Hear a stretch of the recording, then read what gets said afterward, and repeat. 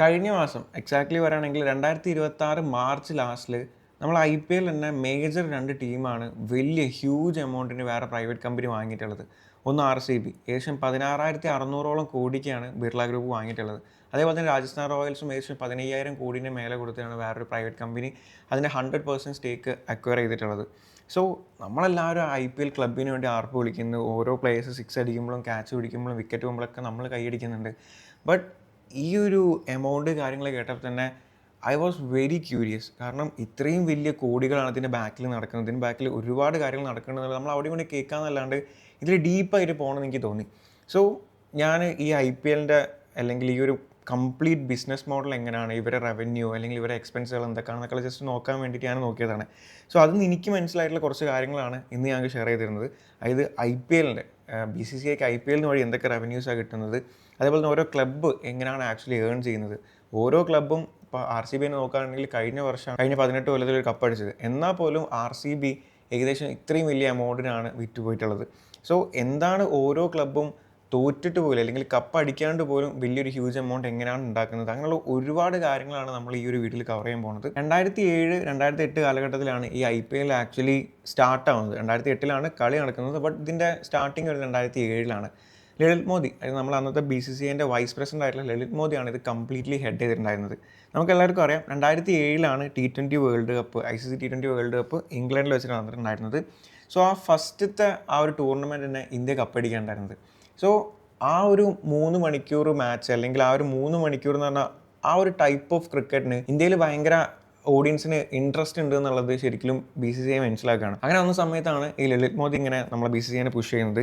E P L, English premier league അല്ലെങ്കിൽ NBA ഒക്കെ പോലുള്ള കോർപ്പറേറ്റ് കമ്പനീസ് ഓൺ ചെയ്യുന്ന ക്ലബ്ബുകൾ അതിലേക്ക് പ്ലേയേഴ്സിനെ ഓപ്ഷൻസിൽ വാങ്ങുന്ന രീതിയിലുള്ള ഒരു ടൂർണമെൻറ്റ് നമുക്കും വേണം എന്നുള്ളത് ഇങ്ങനെ പുഷ് ചെയ്യുന്നത്. ബട്ട് ആ സമയത്താണ് ബി സി സി ഐൻ്റെ ഒരു പെർമിഷനും ഇല്ലാണ്ട് ഒരു ലീഗ് ആക്ച്വലി ഇന്ത്യയിൽ സ്റ്റാർട്ട് ആവുന്നത്. 2007 ഇന്ത്യൻ ക്രിക്കറ്റ് ലീഗ് ICL എന്ന് പറഞ്ഞിട്ട് അതിന് അഗെയിൻസ്റ്റുള്ള level B C C I പെട്ടെന്ന് തന്നെ സ്റ്റാർട്ട് ചെയ്യുകയാണ്. സോ അതായിരുന്നു IPL എന്ന് പറയുന്നത്. സോ നമുക്ക് എല്ലാവർക്കും അറിയുന്ന പോലെ തന്നെ അന്ന് ഏകദേശം 8 ടീമായിരുന്നുണ്ടായിരുന്നത്. സോ ഈ 8 ടീമും ഓരോ പ്രൈവറ്റ് കമ്പനീസ് വാങ്ങിയത് ഓൾമോസ്റ്റ് കമ്പൈൻ ചെയ്യുകയാണെന്നുണ്ടെങ്കിൽ 2,900 കോടിയാണ് അവർക്ക് ആ ഒരു 10 വർഷം ആ ഫ്രാഞ്ചൈസ് കണ്ടിന്യൂ ചെയ്യാനുള്ള റൈറ്റ്സിന് വേണ്ടിയിട്ട് കമ്പൈൻഡ് ആയിട്ട് കൊടുത്തിട്ടുണ്ടായിരുന്നത്. സോ ഓരോ ക്ലബ്ബും ആരൊക്കെയാണ് വാങ്ങിയത്, എത്രക്കാണ് വാങ്ങിയത് നോക്കുകയാണെന്നുണ്ടെങ്കിൽ മുംബൈ ഇന്ത്യൻസ് മുകേഷ് അംബാനിയാണ്, റിലയൻസ് ഗ്രൂപ്പാണ് വാങ്ങിയിട്ടുണ്ടായിരുന്നത്. ഏകദേശം 448 കോടി രൂപയാണ് അതിന് മുകേഷ് അംബാനി മുടക്കിയിട്ടുണ്ടായിരുന്നത് ആ സമയത്ത്. 10 വർഷത്തേക്കുള്ള റൈറ്റ്സിന് വേണ്ടിയിട്ടാണ് കേട്ടോ. സോ അതായിരുന്നു ഏറ്റവും വലിയ എമൗണ്ട് എന്ന് പറയുന്നത്. രണ്ടാമത്തത് RCB ആണ്. അത് വിജയ് മല്യയാണ്, കിങ് ഫിഷേഴ്സിൻ്റെ ഒക്കെ വിജയ് മല്യ ആയിരുന്നു അന്നത് വാങ്ങിയിട്ടുണ്ടായിരുന്നത്. അത് ഏകദേശം 446 കോടിക്കാണ്. ഇതും എല്ലാം 10 വർഷത്തേക്കുള്ള റൈറ്റ്സിന് വേണ്ടിയിട്ടാണ് കേട്ടോ. അതേപോലെ തന്നെ ഇന്നത്തെ നമ്മൾ ഹൈദരാബാദ്, അന്നത്തെ ഡെക്കാൻ ചാർജേഴ്സ് ഏകദേശം വാങ്ങിയിട്ടുണ്ടായിരുന്നത് 428 കോടിക്കാണ്. അതേപോലെ തന്നെ CSK അന്ന് ഇന്ത്യ സിമെൻറ്റ്സ് ആയിരുന്നു വാങ്ങിയിട്ടുണ്ടായിരുന്നത് 364 കോടിക്കാണ്. പിന്നെ ഡൽഹി ഡെയർ ഡെവിൾസ് ഏകദേശം 336 കോടിക്കാണ്. കിങ്സ് 11 പഞ്ചാബ് ഏകദേശം 304 കോടിക്കാണ് അന്ന് വാങ്ങിയിട്ടുണ്ടായിരുന്നത്. KKR ഷാറൂഖ് ഖാനാണ് അന്ന് വാങ്ങിയത്, ഏകദേശം 300 കോടിക്കാണ്. എൻ്റെ ഏറ്റവും കുറഞ്ഞ പ്രൈസിൽ അന്ന് പോയിട്ടുള്ള ക്ലബ്ബാണ് രാജസ്ഥാൻ റോയൽസ്. ഏകദേശം 268 കോടിക്കാണ് ആ ഒരു ക്ലബ്ബ് അന്ന് പോയിട്ടുള്ളത്, അല്ലെങ്കിൽ റൈറ്റ്സ് വാങ്ങിയിട്ടുള്ളത്. ശരിക്കും ആ ഒരു ഡെബ്യൂ ടൂർണമെൻറ്റിൽ തന്നെ കപ്പ് അടിച്ചതും ഏറ്റവും കുറഞ്ഞ പൈസ വാങ്ങിയിട്ടുള്ള രാജസ്ഥാൻ റോയൽസ് തന്നെയായിരുന്നു കപ്പ് അടിച്ചിട്ടുണ്ടായിരുന്നത്. KKR വേഴ്സസ് RCB ആയിരുന്നു ഫസ്റ്റ് മാച്ച് നടന്നിട്ടുണ്ടായിരുന്നത്. അതിൽ KKR ആണ് ആക്ച്വലി വിൻ ചെയ്തത്. അങ്ങനെ നോക്കുകയാണെങ്കിൽ IPL ഫസ്റ്റ് മാച്ച് വിൻ ചെയ്തത് KKR ആണ്. സോ ഒന്ന് ആലോചിച്ച് നോക്ക്, ആ ഒരു സമയത്ത് 2007, 2008 രാജസ്ഥാൻ റോയൽസ് പോയിട്ടുണ്ടായിരുന്നത് 268 കോടിക്കാണ്. ഇപ്പോൾ ഓൾമോസ്റ്റ് ഒരു 18-19 കൊല്ലം കഴിയുമ്പോഴത്തേക്കും എത്ര ഇരട്ടിയായിട്ടാണ് ഇന്ന് നമ്മൾ കാണുന്ന വലിയ കമ്പനീസിനെക്കാട്ടി എത്രയോ മടങ്ങാണ് ഇവർക്ക് റിട്ടേൺസ് കിട്ടിയിട്ടുള്ളത്. ഏകദേശം 268 കോടിയിൽ നിന്ന് 15,000 കോടിയിലേക്കാണ് ഒരു 18-19 വർഷം കൊണ്ട് ഇതിൻ്റെ കംപ്ലീറ്റ് വാല്യുവേഷൻ തന്നെ മാറിയിട്ടുള്ളത്. ഇനി IPL എന്ന് പറഞ്ഞ ഈ ഒരു പ്രോഗ്രാം അല്ലെങ്കിൽ ഈ ഒരു ഇവൻറ്റ് എന്ന് തന്നെ നമുക്ക് വിളിക്കാം ആക്ച്വലി ഒരു ടൂർണമെൻറ്റിനെ. ഇതുവഴി BCCI എങ്ങനെ മണി ഉണ്ടാക്കുന്നത് അല്ലെങ്കിൽ പൈസ ഉണ്ടാക്കുന്നത് നമുക്ക് നോക്കാം. ഒന്നാമത്തെ മേജർ റവന്യൂ എന്ന് പറയുന്നത് ഓഫ് കോഴ്സ് എന്താണ്, ബ്രോഡ്കാസ്റ്റ് ആൻഡ് മീഡിയ റൈറ്റ്സ് ആണ്. അതായത് നമ്മളെ TV കാണിക്കുന്നതിനും അല്ലെങ്കിൽ നമ്മളിപ്പോൾ ഹോട്ട്സ്റ്റാറിൽ കളി കാണുന്നില്ലേ, ഇതിൻ്റെയൊക്കെ റൈറ്റ്സ് വിറ്റുപോയതാണ് ഏറ്റവും മേജർ ചങ്ക് എന്ന് പറയുന്നത്. രണ്ടാമത്താണ് ടൈറ്റിൽ സ്പോൺസർഷിപ്പ്. നമ്മളെന്താ പറയുക, ടാറ്റ IPL എന്ന് പറയില്ല അല്ലേ, പണ്ട് വിവോ IPL ഉണ്ടായിരുന്നു. അങ്ങനെ ആ ഒരു IPLൻ്റെ മുമ്പ് തന്നെ ഒരു ടൈറ്റിലായിട്ട് കൊടുക്കുന്നില്ലേ. സോ അതും ഒരു ഹ്യൂജ് എമൗണ്ട് വാങ്ങുന്നുണ്ട്. പിന്നെ മൂന്നാമതാണ് ഇയർലി ഈ ഫ്രാഞ്ചൈസ് ഫീസ് എന്ന് പറഞ്ഞിട്ടുള്ളത്. അതായത് നമ്മളെ ഇപ്പം ഞാൻ നേരത്തെ പറഞ്ഞ ആ ഒരു എമൗണ്ട് ഇല്ലേ, 400 കോടി 450 കോടി എന്ന് പറഞ്ഞില്ലേ, അത് 10 വർഷത്തേക്കാണ് ആക്ച്വലി എന്താക്കിയിട്ടുള്ളത് ഇവർ പേ ചെയ്തിട്ടുള്ളത്. ഓരോ വർഷം അതിന് 10% കൊടുത്തിട്ടുള്ളത്. ആ ഒരു 10 വർഷത്തിന് ശേഷം 2017 ശേഷം അവരെന്താ ചെയ്തത് വെച്ചാൽ അതിൻ്റെ ആ ഒരു ടേംസ് മാറ്റി ടോട്ടൽ ആ ക്ലബിന് കിട്ടുന്ന റവന്യൂവിൻ്റെ ഏകദേശം 20% നമ്മളെ BCCIക്ക് ഓരോ ഫ്രാഞ്ചൈസും കൊടുക്കണം എന്നുള്ള രീതിയിലേക്കായിരുന്നു ഉണ്ടായിരുന്നത്. ഇപ്പോൾ നിങ്ങൾക്കറിയാം ലാസ്റ്റിലേക്ക് പുതിയ 2 ക്ലബ്ബ് വന്നിട്ടുണ്ട്. ആ 2 ക്ലബ്ബ് ചെയ്യുന്നത് എന്താ വെച്ചാൽ അവർക്ക് ഇതേപോലെ ഒരു ഫ്രാഞ്ചൈസ് ഫീസ് ഉണ്ടായിരുന്നു, ഒരു വലിയൊരു റൈറ്റ്സിന് വേണ്ടിയിട്ട് 10 വർഷത്തേക്ക് ഒരു എമൗണ്ട് ഉണ്ടായിരുന്നു. അപ്പോൾ അവർ ഇതേപോലെ 10% വെച്ചിട്ട് 10 വർഷത്തേക്കാണ് അടയ്ക്കുന്നത്. സോ അങ്ങനെ BCCIക്ക് ആ ഒരു 10%ഉം മറ്റേ ക്ലബിന് 20% ആയിട്ടുള്ള ഒരു ഇയർലി ഫിക്സഡ് ഫ്രാഞ്ചൈസ് ഫീസ് ആയിട്ട് അവർക്കൊരു എമൗണ്ട് വരുന്നുണ്ട്. സോ അത് അപ്രോക്സിമേറ്റ്ലി ഒരു 120 to 150 CR ഓരോ ക്ലബ്ബും ശരിക്കും BCCIക്ക് കൊടുക്കുന്നുണ്ട്. സോ ഇങ്ങനെ ഏറ്റവും ഒരു മേജർ ചങ്ക് എന്ന് പറയുന്നത് ബ്രോഡ്കാസ്റ്റ് റൈറ്റ്സ് ആണെന്ന് പറഞ്ഞ സമയത്ത് എത്ര ആയിരിക്കും നമ്മളെ BCCIക്ക് ഈ കമ്പനീസ് കൊടുക്കുന്നത് എന്നുള്ളത് ഞാൻ ക്യൂരിയസ് ആയിരുന്നു എത്ര അറിയാൻ വേണ്ടിയിട്ട്.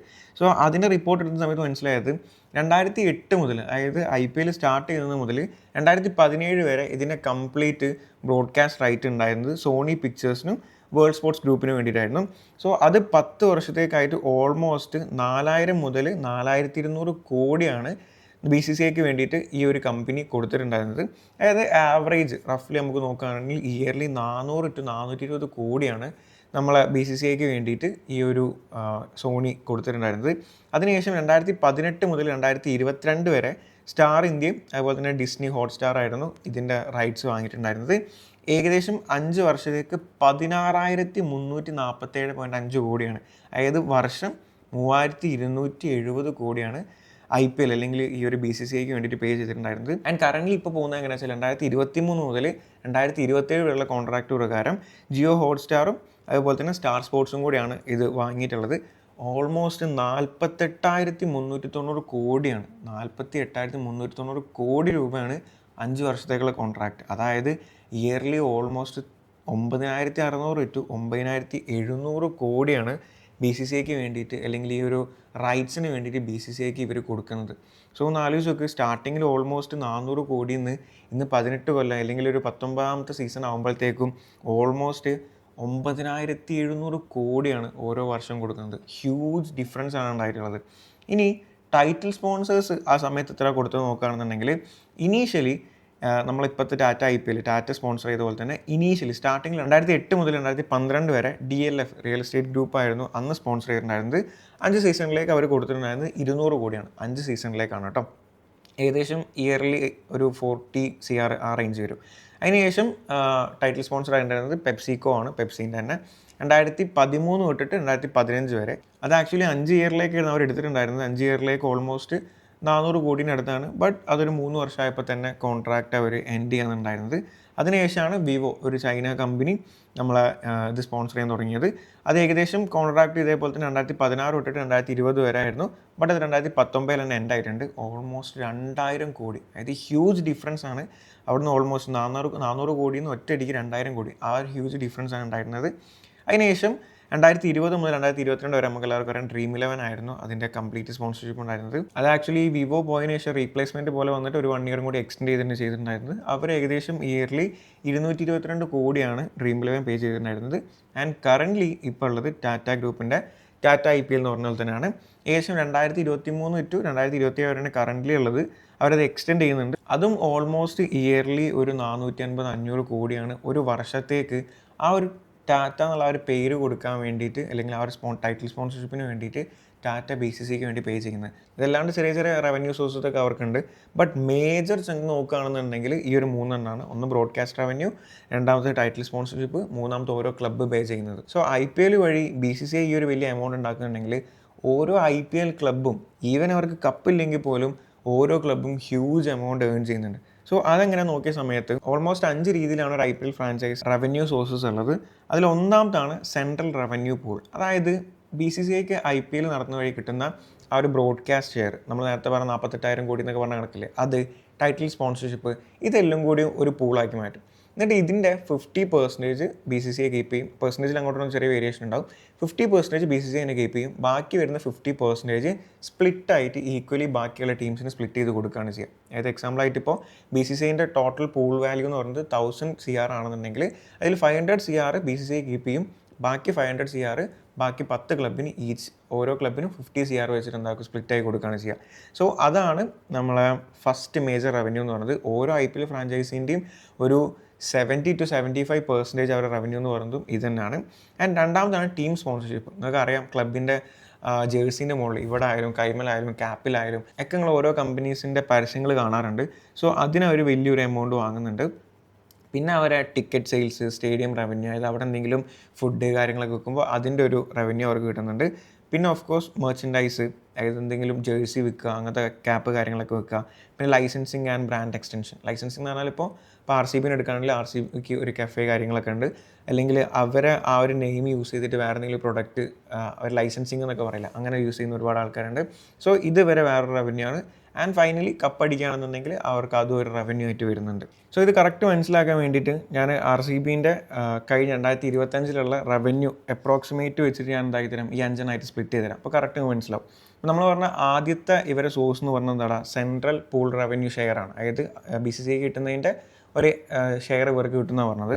സോ അത് നോക്കുകയാണെങ്കിൽ 2025 ഓൾമോസ്റ്റ് 420 to 422 കോടിയാണ് ആ ഒരു ഷെയർ ആയിട്ട് കിട്ടിയിട്ടുണ്ടായിരുന്നത്. രണ്ടാമത്തെ മേജർ ചങ്ക് എന്ന് പറയുന്നത് എന്താണ്, ടീം സ്പോൺസർഷിപ്പ്, ജേഴ്സീൻ്റെ മുകളിലുള്ള പാർട്ട്നേഴ്സിൻ്റെ സ്പോൺസർഷിപ്പ് കാണിക്കുന്നതിനുള്ള റവന്യൂ ആണ്. സോ അത് ഓൾമോസ്റ്റ് 120 to 125 കോടിയായിരുന്നു അവർക്ക് കിട്ടിയിട്ടുണ്ടായിരുന്നത്. ആൻഡ് മൂന്നാമത്തെ ടിക്കറ്റ് സെയിൽസ് ആണ്. അത് ഓൾമോസ്റ്റ് 30 to 35 CR ആണ് കിട്ടിയിട്ടുണ്ടായിരുന്നത്. ആൻഡ് നാലാമത്തെ അവരായിരുന്നു കപ്പടിച്ചിട്ടുണ്ടായിരുന്നത്, ഓൾമോസ്റ്റ് 20 CR ഉണ്ടായിരുന്നു. പിന്നെ മെർച്ചൻഡൈസ്, ബ്രാൻഡ് എക്സ്റ്റൻഷന് കാര്യങ്ങളൊക്കെ ആയിട്ട് ഒരു 10 to 15 CR. ഇത്രയായിരുന്നു ഇവരെ ഈ ഒരു റവന്യൂ അവർക്ക് കിട്ടിയിട്ടുണ്ടായിരുന്നു. ഇപ്പോൾ നമ്മൾ BCCIക്ക് കിട്ടുന്ന റവന്യൂ സംസാരിച്ച്, IPL ഫ്രാഞ്ചൈസിന് കിട്ടുന്ന റവന്യൂ സംസാരിച്ച്, ഇനി ഓരോ ക്ലബിനുള്ള എക്സ്പെൻസ് അല്ലെങ്കിൽ വരുമാനം മാത്രമല്ല അവർക്ക് ചിലവും ഉണ്ടല്ലോ.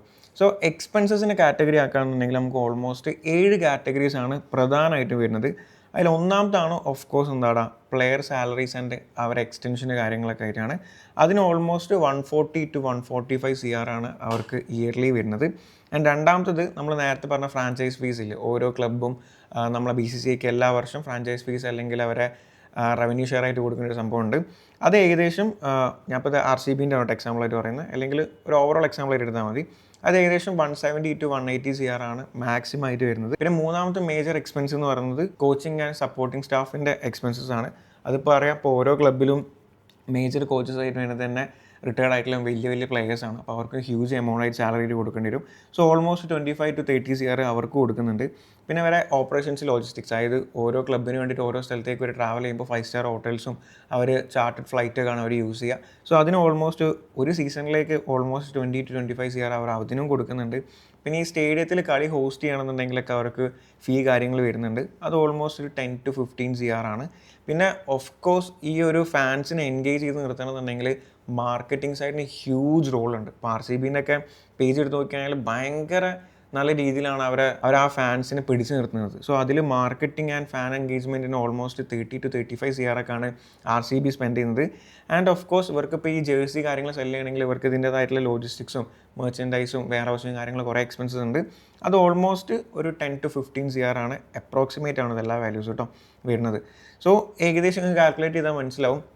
എങ്ങനെ നോക്കിയാലും ഒരു ക്ലബിന് വൃത്തിക്ക് പോകുകയാണെന്നുണ്ടെങ്കിൽ അത്യാവശ്യം ടോപ്പിൽ നിൽക്കുന്ന ഒരു 3 ക്ലബ്ബ് എടുക്കുകയാണെങ്കിൽ ഓൾമോസ്റ്റ് ഒരു 600 to 70 CR റവന്യൂ, ഓൾമോസ്റ്റ് ഒരു 400 to 500 CR എക്സ്പെൻസും ആ ഒരു രീതിയിലാണ് വരുന്നത്. ഇപ്പോൾ പുതിയ വന്ന 2 ക്ലബിൻ്റെ അല്ലോട്ട് ഞാൻ പറയുന്നത്, അവർക്ക് ഓൾറെഡി 7,000-5,000 കോടികൾ ഈ ഒരു IPLലേക്ക് വരാൻ വേണ്ടിയിട്ട് അവർ ഇനീഷ്യലി പേ ചെയ്യേണ്ടതുണ്ട്. അപ്പോൾ അതിൻ്റേതായിട്ടുള്ള ലോസസ് അവർക്കുണ്ടാവും. ബട്ട് ബാക്കി 8 ക്ലബിനെ എടുത്ത് നോക്കുകയാണെങ്കിൽ, അല്ലെങ്കിൽ പ്രധാനമായിട്ടുള്ള 3 ടോപ്പ് ക്ലബിനെ എടുക്കുകയാണെങ്കിലൊക്കെ അവർക്ക് ഓൾമോസ്റ്റ് കപ്പ് ഇല്ലെങ്കിൽ പോലും നല്ല രീതിയിലുള്ള റിട്ടേൺസ് അല്ലെങ്കിൽ റവന്യൂ ആണ് ഓരോ സീസണിലും അവർ ഉണ്ടാക്കി കൊടുക്കുന്നത്. സോ IPL അന്ന് ലളിത് മോദിൻ്റെ മൈൻഡിലുണ്ടായിരുന്ന നമുക്കും കോർപ്പറേറ്റ് കമ്പനീസ് ഓൺ ചെയ്യുന്ന ഓപ്ഷൻസ് ത്രൂ പ്ലെയേഴ്സിനെ എടുക്കുന്ന ഒരു കളി അല്ലെങ്കിൽ ഒരു ടൂർണമെൻറ്റ് വേണം, ഒരു ഇവൻറ്റ് വേണം. കാരണം ഇത് വെറുതെ ഇവർ തുടങ്ങിയ സംഭവമല്ല. ഇത് കറക്റ്റ് നമ്മളെ ഓഡിയൻസിനെ മനസ്സിലാക്കി, നമ്മളെ പൾസ് മനസ്സിലാക്കി, നമ്മളെ വെക്കേഷൻ, സമ്മർ വെക്കേഷൻ കാര്യങ്ങളൊക്കെ നോക്കി അത്രയും കാര്യങ്ങൾ പ്ലാൻഡ് ആയിട്ടാണ് IPL എന്ന് പറഞ്ഞ ഈ ഒരു കംപ്ലീറ്റ് ഇവൻറ്റ് നടക്കുന്നത്. സോ ഈ ഇവൻറ്റ് അന്ന് 2008 സ്റ്റാർട്ട് ചെയ്യുന്ന സമയത്ത് ഇതിൻ്റെ വാല്യൂഷൻ നോക്കുകയാണെന്നുണ്ടെങ്കിൽ $1.1 ബില്യൺ ആയിരുന്നു. അതായത് അന്നത്തെ വാല്യൂഷനിൽ 2,900 CR ആ ഒരു മൊത്തം ഫ്രാഞ്ചൈസ് വിറ്റ് പോയ എമൗണ്ട് ആയിട്ട് നമുക്ക് കൂട്ടാം. ബട്ട് ഇന്ന് 2026 നോക്കുകയാണെന്നുണ്ടെങ്കിൽ ഓൾമോസ്റ്റ് 18 to 18.5 ബില്യൺ അതായത് ഏകദേശം നോക്കുകയാണെങ്കിൽ 16 മുതൽ 17 ഇരട്ടി വരെയാണ് ഇതിന് റിട്ടേൺസ് വന്നിട്ടുള്ളത്. ഞാൻ നേരത്തെ പറഞ്ഞ പോലെ തന്നെ നമ്മളെ ഇന്ത്യയിലുള്ള വലിയ ബിഗ് കമ്പനീസ് എടുത്താൽ പോലും അവർക്ക് പോലും ഇത്രയും വലിയ റിട്ടേൺസ് ഈ ഒരു ചെറിയ കാലയളവിൽ ഉണ്ടായിട്ടില്ല. സോ അത്രയും വലിയ ബൂമാണ് ഇവിടെ ഉണ്ടായിട്ടുള്ളത്. വേറെ ഒന്നുകൊണ്ടല്ല, നമ്മൾ ആ ഒരു 3 ഹവർ നമ്മളതിൽ കംപ്ലീറ്റ് കൊടുക്കും. ബാക്കി ഓഡിയോ അല്ലെങ്കിൽ ടെസ്റ്റോ പോലെ നമുക്ക് 8 മണിക്കൂറും അല്ലെങ്കിൽ 5 ദിവസമൊന്നും ഇതിനുവേണ്ടി സ്പെൻഡ് ചെയ്യേണ്ട ആവശ്യം വരുന്നില്ല. നമ്മളെ സമ്മർ വെക്കേഷനിൽ നമ്മൾ രാത്രി ഒരു 2.5-3 മണിക്കൂർ ഇതിന് സ്പെൻഡ് ചെയ്യുമ്പോൾ അത്രയ്ക്ക് ഓഡിയൻസ്. നിങ്ങളിപ്പോൾ നമ്മളെ IPL ഫൈനലൊക്കെ നോക്കുകയാണെന്നുണ്ടെങ്കിൽ, അല്ലെങ്കിൽ IPLൻ്റെ ഓരോ മെയിൻ ക്ലബ്ബുകൾ തമ്മിലുള്ള കളി നോക്കുകയാണെങ്കിൽ തന്നെ ഹോട്ട്സ്റ്റാറിലുള്ള വ്യൂവർഷിപ്പ് കോടികളാണ്. സോ അത്രയും ആൾക്കാരുടെ അറ്റൻഷനാണ് അവർക്ക് അവിടെ കിട്ടുന്നത്. സോ ഇത് കംപ്ലീറ്റ് ഈ ഒരു ഇതിൻ്റെ ഗെയിം നല്ല നമ്മുടെ ടീം മാറ്റി വെക്കുകയാണെന്നുണ്ടെങ്കിൽ ഒരു വലിയ പറഞ്ഞാൽ ഹ്യൂജ് ബിസിനസ്സാണ് ഇതിൻ്റെ ബാക്കിൽ നടക്കുന്നത്. സോ ഇനി നിങ്ങൾ ഓരോ IPL മാച്ച് കാണുന്ന സമയത്തും ഓഫ് കോഴ്സ് നിങ്ങൾ ഇത്രയും കാലം കണ്ട രീതിയിലായിരിക്കില്ല ഇനി കാണുന്നുണ്ടാവുക. ചെറിയ രീതിയിൽ ഓക്കെ ഇത്രയൊക്കെ പൈസ ഇതിൻ്റെ ബാക്കിൽ നടക്കണല്ലേ, അവിടെ നിങ്ങൾ ഓരോ ആഡ് കാണുമ്പോഴും ഇതിന് ഇത്ര പൈസ കൊടുത്തിട്ടുണ്ട്, അവിടെ നിങ്ങൾ ടാറ്റൻ്റെ ഒരു വണ്ടി CRൻ്റെ വണ്ടി ഇപ്പോൾ അവിടെ കാണുകയാണെന്നുണ്ടെങ്കിൽ അതിന് ഇത്ര പൈസ അവിടെ ടാറ്റ കൊടുത്തിട്ടുള്ള മൈൻഡിലേക്ക് നിങ്ങൾ വരും. സോ ഇതേപോലെ തന്നെ ഇനിയിപ്പോൾ ഏത് ഗെയിം എടുക്കുകയാണെന്നുണ്ടെങ്കിലും ഹ്യൂജ് എമൗണ്ട് അല്ലെങ്കിൽ ഹ്യൂജ് ബിസിനസ്സാണ് അതിൻ്റെ ബാക്കിൽ നടക്കുന്നത്. സോ ഈ ഒരു വീഡിയോ നിങ്ങൾക്ക് ഇൻട്രസ്റ്റിംഗ് ആയിട്ട് തോന്നിയിട്ടുണ്ടെന്നുണ്ടെങ്കിൽ ഈ ഒരു വീഡിയോ നിങ്ങൾ ലൈക്ക് ചെയ്യുക. എന്തെങ്കിലും അഭിപ്രായങ്ങളും ഞാൻ പറഞ്ഞില്ലെങ്കിൽ മിസ്റ്റേക്സ് ഉണ്ടെന്നുണ്ടെങ്കിൽ ഓഫ് കോഴ്സ് നിങ്ങൾക്ക് എന്താക്കാം കമൻറ്റ് ബോക്സിൽ വന്നിട്ട് തിരുത്താം. ഓഫ് കോഴ്സ് ഒരു പ്രോബ്ലം ഇല്ല. ആൻഡ് ഇതുപോലുള്ള ഇൻട്രസ്റ്റിംഗ് ആയിട്ടുള്ള ക്യൂരിയസ് ആയിട്ടുള്ള എന്തെങ്കിലും ടോപ്പിക് നിങ്ങൾക്ക് തോന്നുകയാണെന്നുണ്ടെങ്കിൽ നിങ്ങൾക്ക് താഴത്ത് കമൻറ്റ് ചെയ്യാം. നമ്മൾ അതിനെ പറ്റി അന്വേഷിക്കും ഇടും. ഇപ്പോൾ ഞാൻ എപ്പോഴും പറഞ്ഞൊരു കാര്യമാണ്, ഞാൻ വലിയ എക്സ്പേർട്ടോ കാര്യങ്ങളൊന്നും അല്ല അങ്ങനത്തെ കാര്യങ്ങൾ ഇടാൻ. ഞാനും നിങ്ങളെപ്പോലെ ഭയങ്കര ക്യൂരിയസ് ആണ് ഇങ്ങനത്തെ ഓരോ കാര്യങ്ങൾ അറിയാൻ. സോ ആ ക്യൂരിയോസിറ്റി കാരണം ഞാൻ പോയി തപ്പി പിടിക്കും. അപ്പോൾ അതൊന്നും എനിക്ക് മനസ്സിലായുള്ള കാര്യങ്ങളാണ് ഞാൻ ഷെയർ ചെയ്യുന്നത്. മിസ്റ്റേക്സ് ഉണ്ടെങ്കിൽ താഴത്തെ കമൻറ്റിൽ പറഞ്ഞാൽ മതി. Anyway thanks for watching. See in the next video. By.